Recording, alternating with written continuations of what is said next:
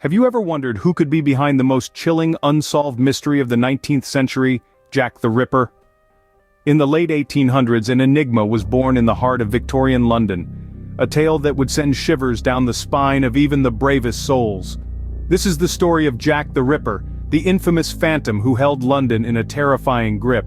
With a grim backdrop of poverty, overcrowding, and rampant crime, the city was a perfect stage for a horror show. 5 women, all from the underbelly of society, met with a gruesome end at the hands of this shadowy figure. Their murders, brutal and shocking, still echo through the annals of time, a chilling testament to the merciless killer who eluded justice. As we delve into the foggy streets of Whitechapel, prepare yourself for a journey into the heart of this unsolved mystery. Brace yourselves, for the enigma of Jack the Ripper is just beginning to unravel. The Reign of Terror began in the late summer of 1888, a time that would forever be marked by its gruesome events. As August's end approached, London's East End was struck by the first of the heinous acts. Mary Ann Nichols, a woman of 43, fell victim to a brutality that defied imagination. Her body, discovered in the early morning hours, bore the chilling signature of a killer who would soon become infamous. Just a week later, as the city was still grappling with the shock of the first murder, another name was added to the list: Annie Chapman. 47 years old and, like Nichols, a resident of Whitechapel, Chapman met a similar yet even more gruesome fate. The brutality increased, the pattern began to emerge, and the terror started to take hold. 3 weeks passed before the Ripper struck again. The night of September 30th would be remembered as the double event. Elizabeth Stride and Catherine Eddowes, killed hours apart, their bodies mutilated in a manner that suggested a frenzy. The city's fear turned into outright panic. An unseen predator was stalking the streets of Whitechapel, leaving a trail of horror in his wake. The final act in this macabre play occurred on November 9th. Mary Jane Kelly, just 25, was the last of the canonical 5. Her end was the most horrific yet. The savagery of her murder left no doubt that the Ripper was escalating, his bloodlust growing with each passing day. As the year drew to a close, the city was left in the grip of an unrelenting fear. The Ripper had vanished as mysteriously as he had appeared, leaving behind 5 victims and a trail of questions that remain unanswered to this day. With each new victim, the mystery deepened, the fear heightened, and the legend of Jack the Ripper was born. In the midst of this horror, letters began to appear, each claiming to be from the man himself, Jack the Ripper. Imagine the dread and fascination these missives stirred, arriving unbidden to the police and newspapers alike. Among these, one letter stood out, chilling in its notoriety, the "From Hell" letter. The letter arrived with half a human kidney, a grotesque trophy claimed to be from one of the Ripper's victims. The author of this letter boasted of his grisly deeds, creating an image of a man who reveled in his brutality. The words were a macabre blend of mockery, menace, and madness, a testament to the terror that held Whitechapel in its grip. But the terror didn't stop there. The letters kept coming, each one more disturbing than the last. They were filled with gruesome details of the murders, some of which were uncannily accurate, heightening the fear that these could indeed be the words of the Ripper himself. The public's fascination grew in tandem with their dread, the letters serving as a horrifying reminder of the killer who walked among them. Yet the authenticity of these letters remains a subject of debate.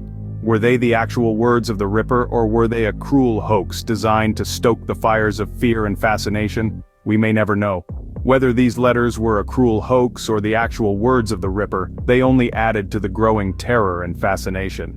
Countless theories have been put forth and numerous suspects have been named, but the identity of Jack the Ripper remains unknown. Let's delve into the murky waters of suspicion and examine some of the main suspects that have emerged over the years. First off the rank is Montague John Druitt. A barrister by profession and a schoolteacher by trade, Druitt was suspected mainly because of his untimely death shortly after the last murder. His own family believed him to be the culprit, citing his erratic behavior and mental instability. But despite these suspicions, there was no concrete evidence linking Druitt to the crimes. His death, while suspicious in its timing, was not enough to definitively label him as the notorious Ripper. Next up is Aaron Kosminski, a Polish barber living in Whitechapel at the time of the murders. Kosminski was a known lunatic, often displaying violent tendencies, which made him a prime suspect. However, he had a solid alibi for at least one of the murders, and though he was committed to an insane asylum, his incarceration did not coincide with the cessation of the murders. Once again, suspicion and conjecture were not enough to secure a conviction. Our final suspect is none other than Prince Albert Victor, the grandson of Queen Victoria. Rumors of his involvement were fueled by his purported presence in Whitechapel during the murders, his alleged insanity, and a supposed royal cover-up. Yet, these claims are largely dismissed by historians as mere conspiracy theories. The prince had a well-documented public life, and there's no definitive evidence placing him at any of the crime scenes. And so, we find ourselves back at square one. The suspects, as varied and intriguing as they are, offer no solid answers. Each one presents a tantalizing possibility, a narrative that fits neatly into the puzzle of the Ripper's identity. But the evidence, or lack thereof, tells a different story. Despite the many theories and suspects, the true identity of Jack the Ripper has remained as elusive as the man himself. Over a century later, the world's fascination with Jack the Ripper has not waned. But why does this unsolved mystery continue to captivate us? We are drawn to the unknown, to the unresolved. The mystery of Jack the Ripper is a puzzle with missing pieces, an enigma wrapped in a cloak of history. And this mystery, this lack of closure, keeps us coming back. We are intrigued by the questions that remain unanswered, haunted by the faceless figure who emerged from the shadows of Victorian London to commit such heinous acts. The horror of the crimes adds another layer of fascination. The gruesome details, while disturbing, are a stark reminder of the darker side of humanity.